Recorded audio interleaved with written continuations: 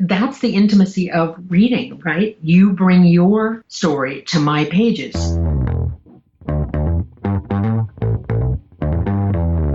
You're listening to the Author Stories Podcast, bringing you the story behind the stories and the storytellers. Margaret White, Terry Brooks, Sheena Kamal, Matthew Quick, JT Ellison, Walt D. Williams, Brad Thor, Corey, Dr. O, Brandon Sanderson, Robin Mom, Ernest Klein, Jim Butcher, Sherwin Harris.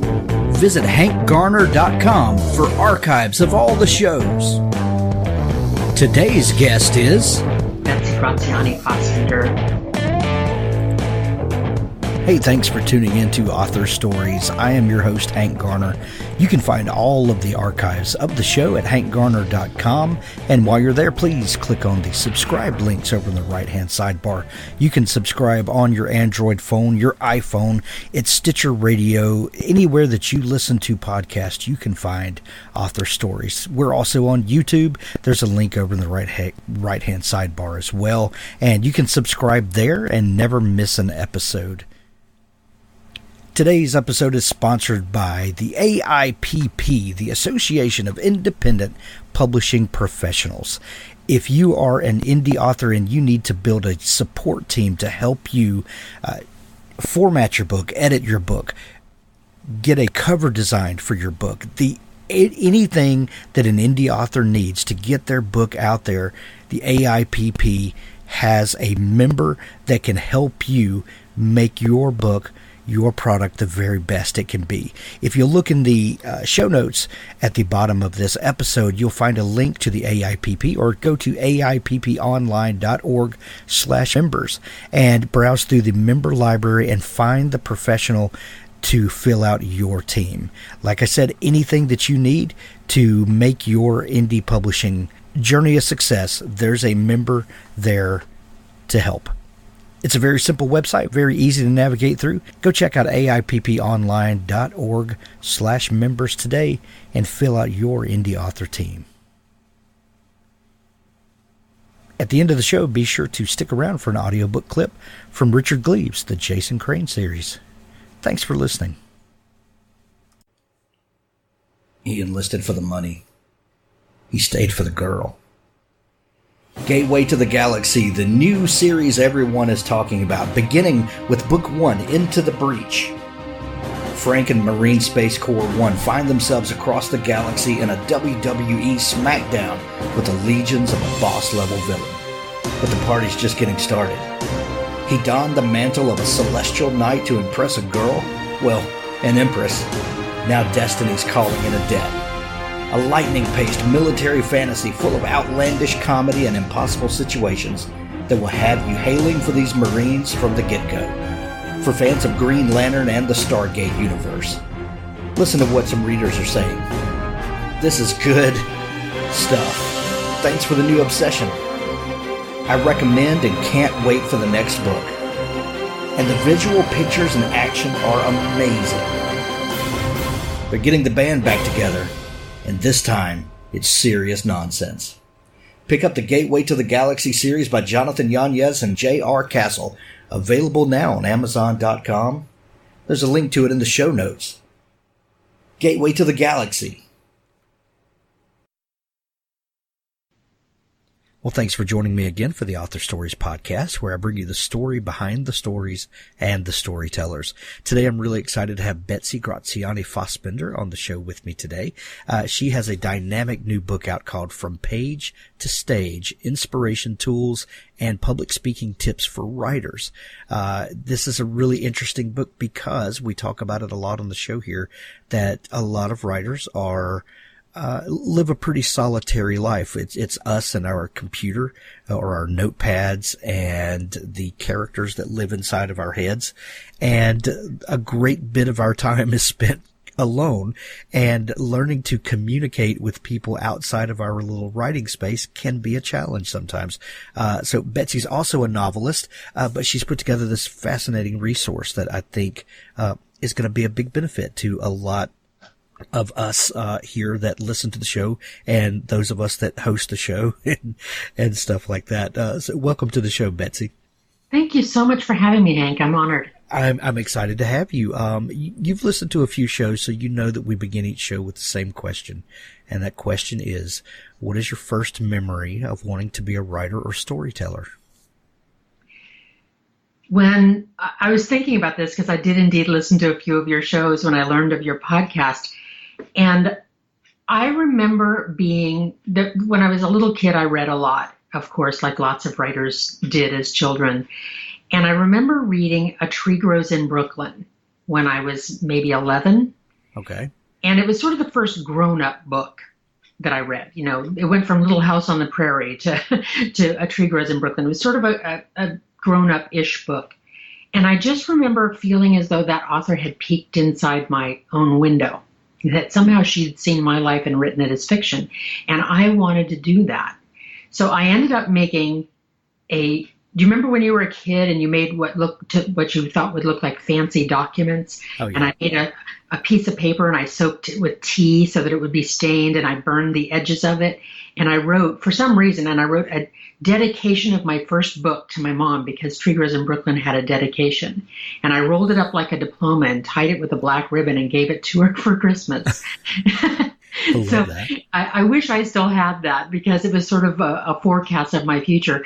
That isn't what I've done professionally in my life until this point in my life, because writers don't always pay their rent with their writing. That's the reality of it. And I had other ways of paying the mortgage, including teaching public speaking. So now that I'm a writer, I'm kind of combining both my professional life as a therapist, as a speaking coach, and as an author, all into one big soup here. I love that, Betsy, that combining all of the things and how they culminate together. Because you're right. A lot of writers have other things that they do besides writing to pay the bills and pay the mortgage and to keep everyone in the family and around happy. Well, we have these terrible habits of food and shelter, It's crazy, but yeah, they keep coming around every month, and it's you have to keep feeding the beast. At what point did you know that you had a gift to communicate with people? It's interesting that you ask it that way, because as a therapist, I've been a licensed psychotherapist for 25 years. That's that intimate kind of communication I've always known to some degree that I have. And I always wrote, but I never wrote with the intention of publishing, other than that little dedication I wrote at age 11 for a book. I wrote a dedication for a book I hadn't yet written. Isn't that interesting? I always wrote, but I didn't think about sharing it outside until I was really in my late 30s. And I was in a novel writing class and read a story that I had written, a piece of a novel that was in progress. And people had really strong reactions to it. That one fellow wept, and then they laughed in certain moments. And I thought, at that moment, there's something special here. There's something special about sharing our real, lived, and our imagined stories. And I come from a family of storytellers. Everyone tells one up around the table. We love talking and doing that, so that's always been there. But there's something about the written story, again, whether it's a lived one, as in a memoir, or an imagined one in a novel, that has some kind of magic. And I think I'm a little addicted to that kind of an intimate connection with people. Yeah. You said you were a therapist, and I think a lot of times for novelists, we're telling stories about the human condition, and I've had these conversations with different genre writers, and we talk about that genre. A lot of times it's like the window dressing on the house. We're all telling stories about the human condition, how we interact with one another, how we deal with heartache and joy and everything in between. And the genre is just the window dressing. It's the thing that decorates it. It's vehicle. It is. But at the heart of all that, we're all telling stories about us and the people around us and the things that we love and hate and how we deal with all that. As a therapist, you are, kind of drawing out people's stories, aren't you? In that function, yes. I'm not there to tell them mine. I'm there to help them tell theirs. Right, exactly. Which is another link to this current book. This is about helping other people tell theirs. Here's what I believe, Hank. I really believe that it is our stories that make us uniquely human, and that in sharing them, we can build the most intimate connections to one another. And whether those are our intimate stories in our family life and in our marriages and romances and relationships with our kids, or whether it's in our professional lives, in our workplaces, or as writers and speakers telling the stories that we've written, it's a really intimate thing to do, to ask somebody to spend, 11, 12, 15 hours in your imagined story. Yeah. That's a really intimate level of communication, isn't it? And as a therapist, I think I just became a therapist because I'm terribly curious about how people work, and I care a lot about their health and happiness. So the two things kind of go together. When you talk about asking someone to invest that much time in your imagined world, a recent guest of mine, we had this conversation. We were laughing about it, that there's a certain arrogance, and arrogance is not the right word, but it's a funny word to use to describe, that we believe that we have something that other people would want to read, that we have something to say. And that's a really strange thing about people that stay locked up in their writing room most of the time. It is. Well, it's funny too, isn't it, though? And you're right, arrogance isn't quite the right word. No. There's a certain vanity, maybe, if you will, to think that what I have to say is so important that other people ought to spend time with it. But here's how I battled that vanity. I think everybody's story is important. Right. I do too. I'm convinced that if I walked out today and went to a mall or an airport and randomly picked any one person over the age of 15, they'd have an amazing story. Yeah. There's something that they've overcome. There's something that they've suffered. There's something that is their passion. I'm convinced everybody's fascinating. Absolutely. I do too. I've done, 450 of these shows, and I've never met someone that's not fascinating and that hasn't had a unique story. No two shows are the same because we're all so different, yet we're all uniquely human, and that makes us very different and very much the same. Isn't that really the essence of writing too? I've written both a novel and a memoir, and what I've been taught and what I've learned also down into my own bones is that your story on one hand has to be unique. It has to be idiosyncratically yours, your voice, your perspective, how you see things. But it also has to have universal connections, things that connect to other people where they can read that story, and whether or not they've ever experienced anything like the plot of your memoir or novel, they can say, ooh, I wonder if I'd feel that way, or I felt that way once, or what would I do if? So there's a universality to storytelling where we're all stepping into the what would I do or how would I feel if experience. And that's that, again, I keep using the word intimate connection because that's what it feels like to me. I've said before that I think if you were to poll a room of 100 people, that probably 90 out of that 100, maybe more, would tell you that they believe they have a book inside them or a story inside them to tell. The sad reality is that out of that 90 or 95 people, 3 or 4 might actually start that story, start writing that book, and maybe one of those would actually complete it. I wonder what it is. Less than one would publish it. What's that? And less than one would publish it. Exactly. So I wonder what that connection is that makes that less than 1%, actually do it. When we all believe we have a story inside us, I wonder what that difference is. I think, Hank, I might come at it from another angle. to answer the question. Please do. I too believe that everybody has a story in them, but I also believe that people tell them in different ways. Some people tell them through painting or music or landscaping or architecture, or by living their pet sitting and taking care of animals. People live their stories in different ways, and writers just find this particular art form the way to express their story. I think everyone's telling their story all the time. That's a brilliant observation. Thank you for that. Yeah, I think you're absolutely right. Yeah, I think if we resonate with a certain art form, we kind of expect everybody else to, and that's just not the case, is it?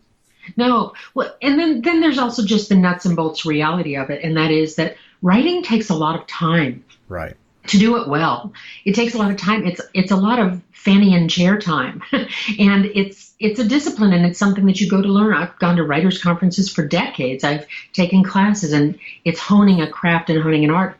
And other people spend time doing different things that have more interest for them. So I don't think that everybody needs to be a writer. I just think that everyone has a story. Sure. Betsy, you say on your website that you used to think that you had a case of professional attention deficit disorder. What does that mean? Well, what that means is that when I don't have a very linear resume. I have lots of things that I've done that have overlapped and repeated themselves over time. Me too. You too? Yes. I've been a teacher, an author, a public speaking coach, a psychotherapist, a writing coach, a public speaking coach. And so all of those things sound like, oh gosh, professional ADD, right? Can't she stick to a single job, for Pete's sake? But when I look at them, kind of back to your original question, they're really all about either communicating clearly myself or helping others to do that. So that's the through thread, if you will, of my own career. I'm always interested in how people communicate, understand their truth, then communicate it and have it be understood. So I used to think it was professional ADD, and now, of course, I think it's brilliant because it's working out pretty well. So let's move forward a little bit to what was the first book that you wrote? Was it the novel Fire and Water? Yes, the first book that came out in 2013, Fire and Water. It's a dark love story. I say dark because it's not a romance novel. I don't want people to get the impression it's going to be kind of a lighter fare. It's a dark love story. And like I said, that one came out in 2013. Then the second book came out last year in 2017. That's a memoir. It's called Filling Her Shoes, a memoir of an inherited family. I married a widower with a young son 27 years ago and became a mother in an unconventional way. And so it's about blending a family and loving a child who's lost his first mother, stepping into the shoes of someone taken too soon. And now this new book. So I'm a genre jumper. Yeah. Well, I think we live life jumping genre, right. So, and I understand the advice that writers give about, finding your audience, sticking to it and, doing that thing. And I think there's wisdom in that. But I also think that it's really stifling, because there's commercial wisdom in that, certainly. And, but for me, I had to write the book that I had to write each time. I had to write the book that was itching and clawing at me a little bit. Yeah, for sure. Because it'll drive you crazy if you don't do it. Yeah. So what was the catalyst for Fire and Water? What brought you around to write a novel? And was this something that you'd been stewing on for a while? I know that you had back to that story of writing the dedication to your mother. So this is something that had been a part of you all your life. But what was the catalyst that got you actually to tell this story? Well, the first book I wrote was not Fire and Water. That was the first book I published. I wrote another novel. That was the one that was kind of in my mind for a long time. And that one is composting quite nicely in the bottom drawer of the desk. Thank you. That was my learning to write a novel.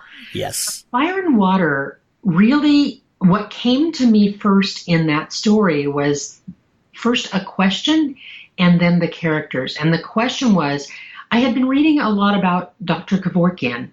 and his right to death movement, which I know sounds like a very grim topic. Forgive me, we're chatting here, but I got fascinated with that because I think that lots of people, even if you're on whichever side of that debate you might be on, personally or religiously, everyone can understand the idea of helping someone die if they're in physical agony. We can understand it. Whether or not you agree with it is another matter, but you can understand it empathically. But I had the question, I think because of my background in working in mental health, I had the question, what if someone is physically healthy, but in psychological agony? Do they have the same right? Would we have the same sympathies towards someone that might help them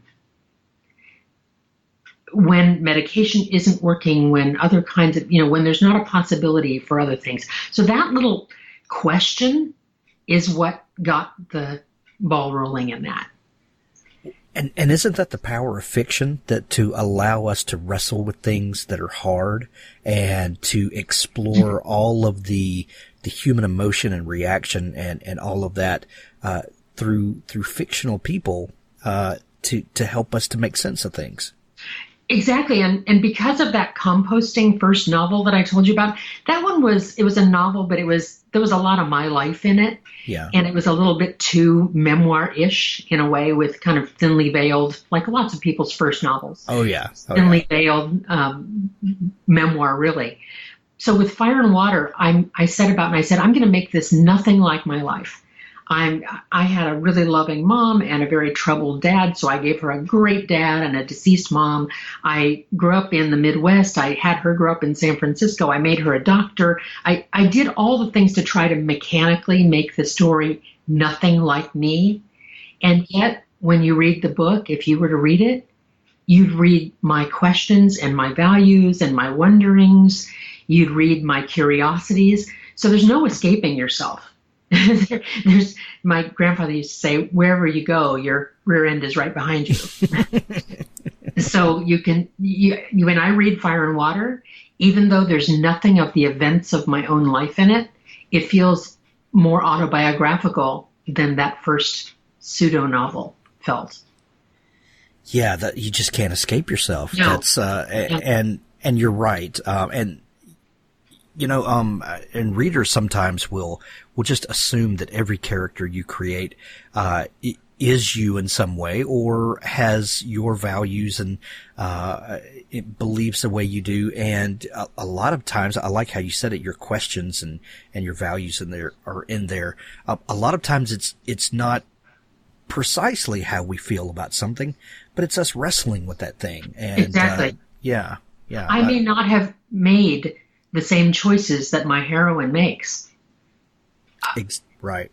But I would wrestle with the same questions. I may change her decisions to make it a more interesting plot, but the questions are mine. Right. When you moved on to write Filling Her Shoes, the memoir that you talked about, and that, what a powerful story the setup for that.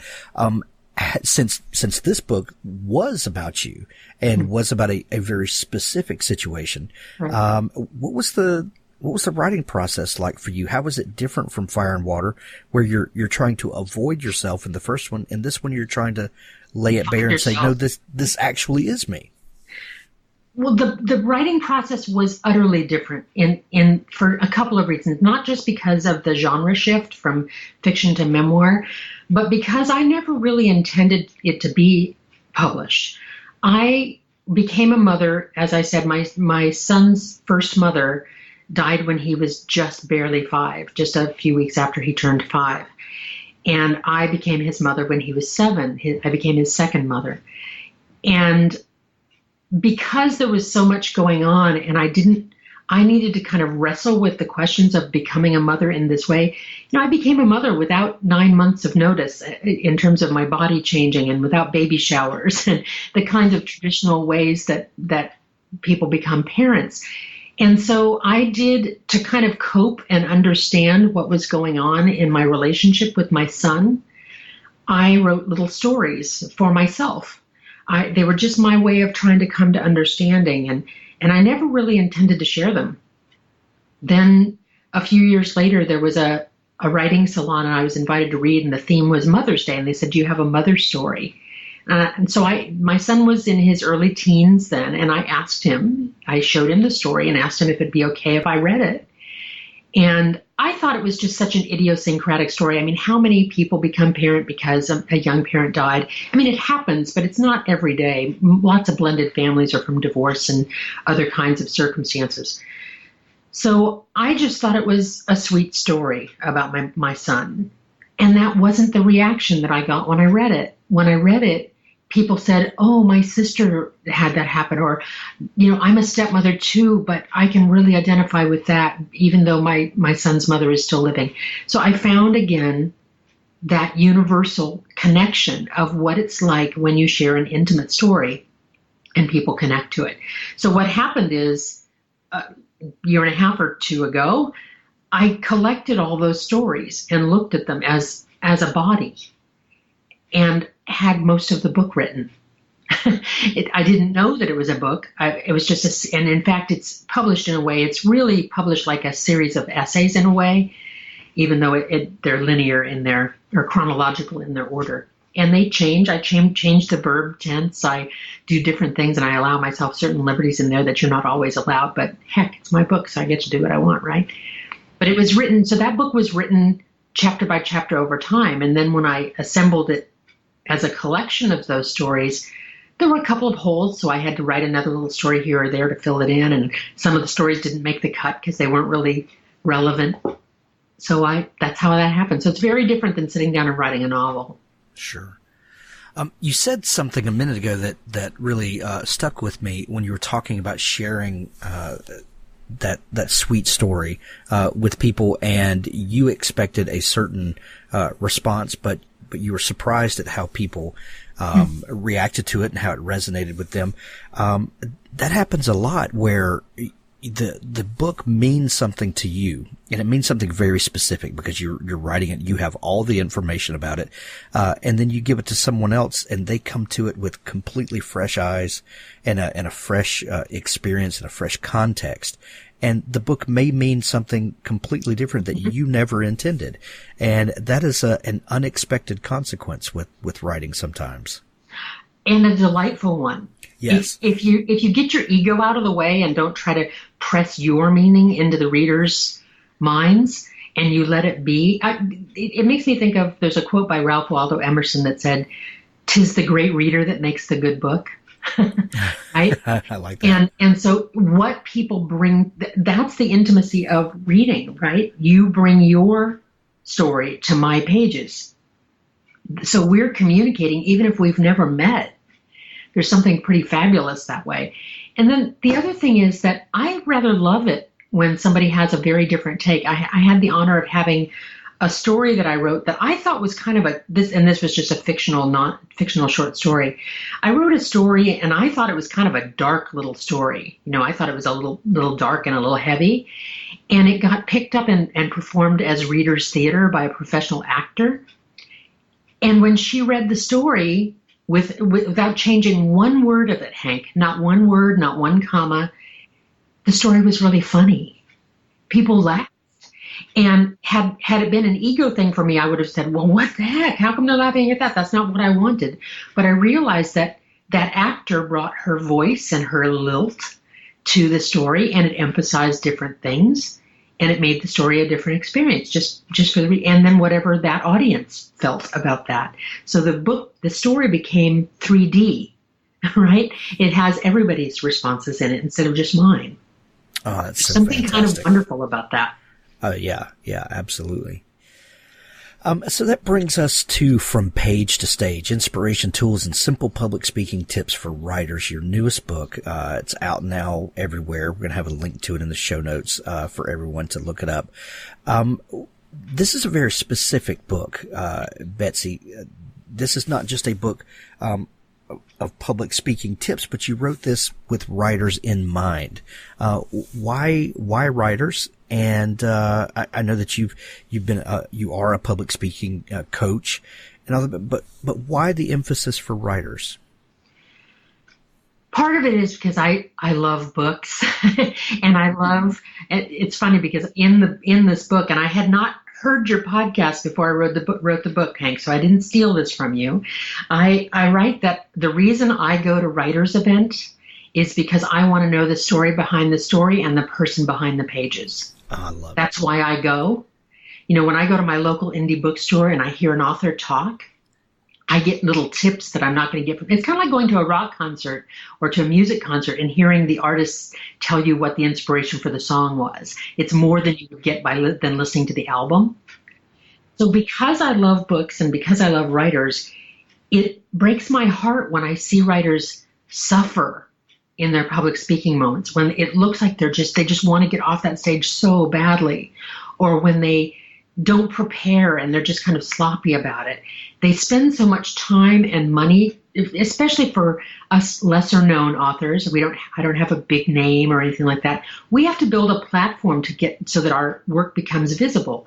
And a lot of authors spend all kinds of money and time and effort building their social media presence and their website and their blogs and their vlogs and their all of that. They spend all this time building a platform, but they forget that they're the one that's going to have to stand on that platform and talk to people. And sometimes it'll be like what you and I are doing right now, a one-on-one conversation. And sometimes it'll be a live audience at a book event. And sometimes it'll be on a video that you're posting on social media. So learning to move from the page to the stage, learning to articulate your work in a verbal way, and also doing readings, by the way, which is just one aspect of public speaking for writers, reading your work and how to do that well. I've gone to to hear fabulous writers whom I really loved, and then when they read their work, they didn't read it that well. And that bothers me too. So I want to empower authors to represent their work with the same passion that they wrote it, with the same confidence, with the same impact with which they wrote the book. You talked about building that platform and then having to stand on it. The business of promotion and the way we interact with readers and with each other has changed so dramatically over the last decade with the advent of social media and all of these new tools that we have for communicating with each other. And like any tool, I don't believe that social media is inherently evil, nor do I think it's inherently the savior of us and our society. I think it's a tool, and it can be used properly or it can be misused. And I think we see good examples of both of those on a daily basis. But do you feel like that the way we communicate with each other, having changed the way it has in the last decade, do you think that is helping or hindering our actual physical interactions with each other and the way we communicate as writers with our audience? I think it's both. I think that, I'll tell you, I'm one of those folks that when Fire and Water was coming out, so this is 2013, so 2012, when I was working with my publisher, and she said, you really need to get on Facebook and you need to this and that. And honestly, Hank, I wanted to get a permanent clothespin for my nose because I wanted to hold my nose to do that. The idea of social media, I just hated it. It seemed like just a rotten waste of time and a time suck, and it certainly can be. There's no doubt. I have been delighted and surprised by how authentic the connections I've been able to make with people on social media. And I think that if you go for authenticity instead of quantity, then it can be important. I've heard from readers of now all 3 books whom I would never have otherwise encountered were it not for social media. So there's an art to it. I think that you have to find a place. And your question was, does it hamper communication? When I go drive by a bus stop and I see 5 people sitting there and they're all looking at their phones and never speaking to each other, when I see a mom pushing a baby carriage, talking on wires on her phone instead of interacting with her kid, I worry that sometimes our social connections in that way aren't so healthy and productive. Where love the one you're with is the old Right. expression. I wonder if people can actually talk to the real people that they're with. So that's the downside. But the plus side is, gosh, there's a democratization, for better or worse, in that everybody gets to have a voice now. Everyone has a public platform if they want it. And we're hearing lots of good, bad, and ugly in all kinds of directions. But for writers, I think it's a way to connect to readers in a really authentic way. It's also a way to champion other writers and to champion other books. So I can't stand it when a writer just uses their social media platform and it's just buy my book, buy my book, buy my book all day. Right. Well, you and I talked about that before we started recording, that both of us are very uncomfortable talking about ourselves, but we both love to boost other people. And I think that's where it's really best used, is for helping each other. Well, Frances Caballo writes a lot about how to use social media for writers. And she has an 80-20 rule. She says 80% of your presence on social media should be either providing information, inspiration, or supporting other people, and less than 20% promoting yourself. So I would say 85-15. Yeah, I think that's pretty fair. I think that's good. Your book is inspiration, tools, and tips. What are you doing in the book to inspire people?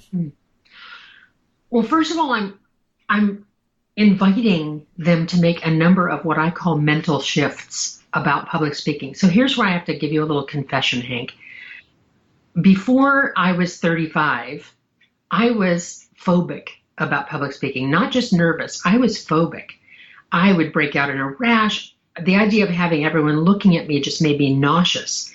And I did my level best to avoid public speaking. That's why I was a therapist. I can work one-on-one and communicate really effectively. That was fine. But standing up in front of a room or being noticed or famous was just not who I was, because it was terrifying. And I realized that if I wanted to publish books, I was going to have to get over that. And so I learned that really skilled public speaking isn't a gift that some people got and other people didn't. Just like writing, it's a set of skills. And sure, some people come to them more readily than others, and some people have to struggle harder to get them. But they're skills that anybody can learn if they're motivated. So the inspiration part is telling writers just that. The kind of rah-rah, not just rah-rah, you can do this, but here's why you can do it. Writers, by the way, I've coached technology professionals and CEOs and CFOs and fundraisers and sales teams, all kinds of teams in business. Writers start off, if this was a baseball game, they start off on third base because they're already storytellers. And what the disadvantage that writers have when it comes to public speaking is that when we're writing, we have complete control and we can edit and cut and paste and delete and revise. We can get the words just perfect, just exactly how we want them before we put them out. When you're speaking in public, that's not true. You can prepare, but unless you're reading a script, which I don't advise, unless you're Meryl Streep, for most of us, the words are not going to come out perfectly. And I think that writers have an especially high level of perfectionism about their words, and they get extra nervous about public speaking. So I'm here to tell them that it's okay to flub. Being human, if you're authentic and you roll with it, a few minutes ago I said purple instead of people, who cares? No big deal. But some people get so unnerved by small or larger errors, or they're afraid of, what if somebody doesn't like what I say? What if they ask this question or that one? What about the interaction? So writers are really accustomed to having control over the verbal universe that they operate in.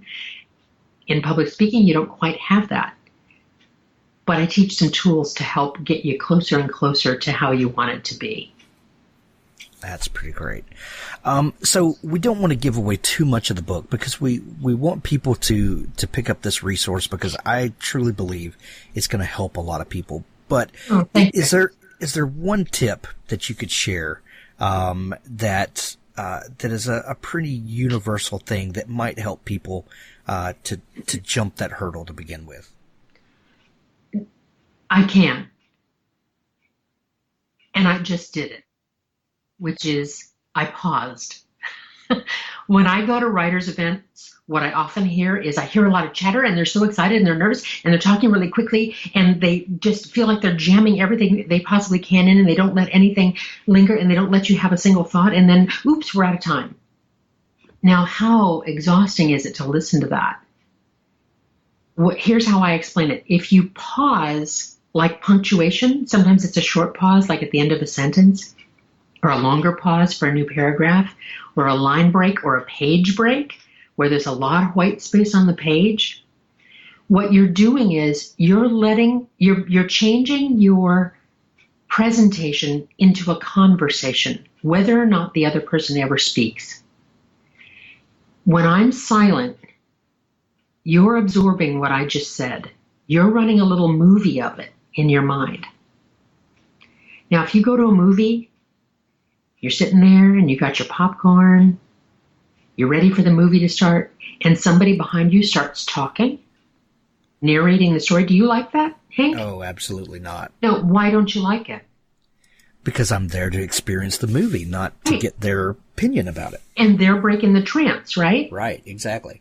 So now let me just ask you, I just described a movie theater. Did you picture a movie theater in your mind? Absolutely. What color were the seats? Red. There you go. I paused and you conjured a little mini movie in your mind. If I talk too quickly after I put out an image or an idea, I'm talking during your movie and none of it will stick. That's pretty fantastic advice. Learning to pause does a million things. It lets you calm down. It lets your audience register what you just said and have their little imagined movie. It also eliminates a whole lot of the so all those non-word clutter word sounds that we make. And it also allows you to get a feel for the audience and are they receiving what you're saying?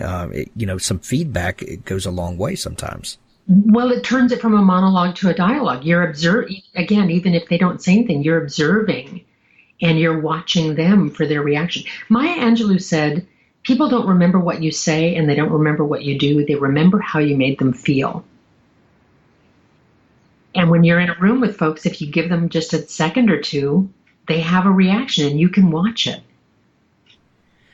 I have a note on my desk, and I shared this on Instagram a few weeks ago, and I said this is a great piece of advice for learning to be a good interviewer. And the note sits on my desk, and it's just a handwritten note that I wrote to myself, and it says, "Shut up and listen."